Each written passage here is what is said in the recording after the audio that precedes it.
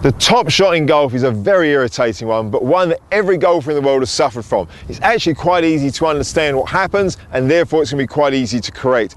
Basically, when you think about it, you set up to the golf ball, the golf club sits on the ground right behind the ball. If you return it to that position, the ball's going to fly properly. A top is when you bring the golf club in higher and catch the top hole of the ball. So in essence, the golf club's arc has reduced itself from here to there. No more than an inch possibly. This is why it really happens. When you set up to the golf ball, you've got a gap also between the butt of the club, the end of the handle here, and your body, the sternum. That gap needs to stay pretty similar throughout the golf swing, on the way back and on the way through. If it does that, you increase the chances of striking the ball correctly out of the middle of the club. Here's a simple way to visualize that.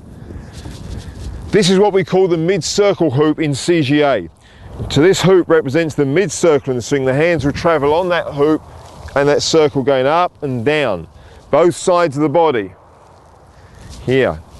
Okay, you just let your hands trace that mid-circle line going up and down. Notice the gap is consistent between you and the body. Now all that does is create a good mental imagery of what you want your hands to do. Once your body is adapted to that new feeling, keep your mind very much focused on the hands and that mid-circle. Set up to a T-peg. The key thing, keep your mind focused on the hands and imagine they're tracing that yellow circle all the way through the swing. Think of nothing else. As you go through the practice swings to the T-peg, gradually progress, and then of course go to the golf ball. But the key thing again, ignore the ball, put your attention on your hands, imagine that yellow circle, and let your hands trace it all the way through the swing.